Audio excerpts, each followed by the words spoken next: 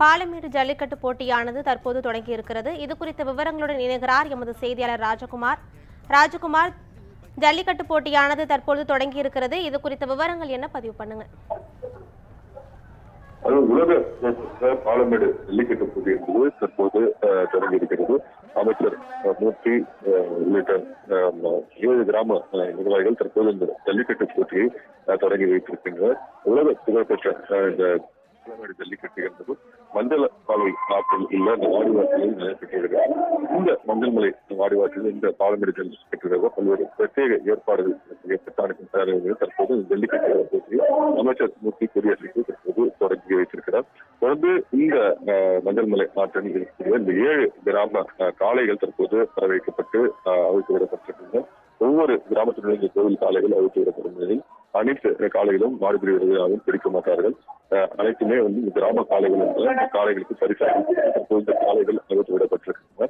இந்த பாலமேடு ஜல்லிக்கட்டு போட்டி என்பது தற்போது தொடங்கி இருக்கிறது. இந்த முதலாவது கிராம காளைகள் அவிழ்த்து விடப்பட்டு பிறகு இந்த போட்டியில் பங்கேற்கக்கூடிய அந்த காளைகள் அவிழ்த்து விடப்படுகின்றன.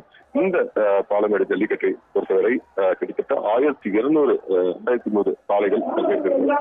900 மாடுபிடி வீரர்களும் களமிறங்கப்படுகிறார்கள்.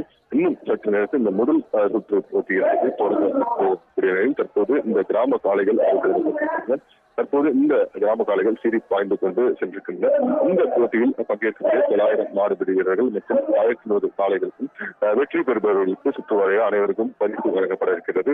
மேலும் இந்த ஒட்டுமொத்தமாக இந்த போட்டியில் வெற்றி பெறுவதற்கு தமிழக முதலமைச்சர் ஸ்டாலின் வழங்கக்கூடிய டிராக்டரும் இதே போல சிறந்த வீரருக்கான துணை முதலமைச்சர் சார்பில் காரும் வழங்கப்பட இருக்கிறது. வீட்டிற்கு இருசக்கர வாகனம், பசு மற்றும் கன்று ஆகியவையும் வழங்கப்பட ஏராளமான பரிசுகள் சுற்றுவாரியாக வழங்கப்பட இருக்கிறது. கிட்டத்தட்ட 10 சுற்றுகளுக்காக நடைபெறக்கூடிய இந்த பாலமேடு ஜல்லிக்கட்டினுடைய முதல் சுற்று என்பது தற்போது தொடங்கியிருக்கிறது. இதனை முன்னிட்டு இந்த பகுதியில் 8500க்கும் மேற்பட்ட காவலர்கள் பாதுகாப்பு பணியில் இந்த பாலமேடு ஜல்லிக்கட்டு 2 பகுதியில் 2 ஜல்லிக்கட்டு 8 அடி நீளத்துக்கு பாதுகாப்பு வளையங்கள் அமைக்கப்பட்டிருக்கிறது.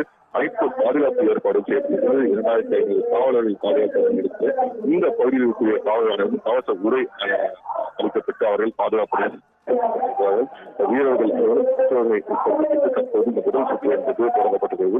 மேலும் என்பது பங்கேற்கக்கூடிய காளைகள் மீது கொடிகளை வீசக்கூடாது என்ற ஒரு அறிவுறுத்தலும் இருக்கப்பட்டது. நீதிபதிகள் மீது நடவடிக்கை எடுக்கப்படும். காலை அடுத்த முறை பங்கேற்கக்கூடாது உள்ளிட்ட அறிவிக்கப்பட்டு தற்போது இந்த பாலமேடு ஜல்லிக்கட்டுடைய முதல் சுற்று என்பது தொடங்கியிருக்கிறது.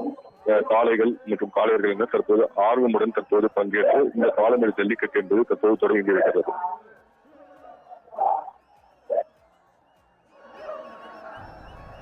பாலமேடு ஜல்லிக்கட்டு போட்டியின் முதல் சுற்றில் காளையர்கள் மஞ்சள் நிற உடை அணிந்து களம் காண இருக்கின்றனர்.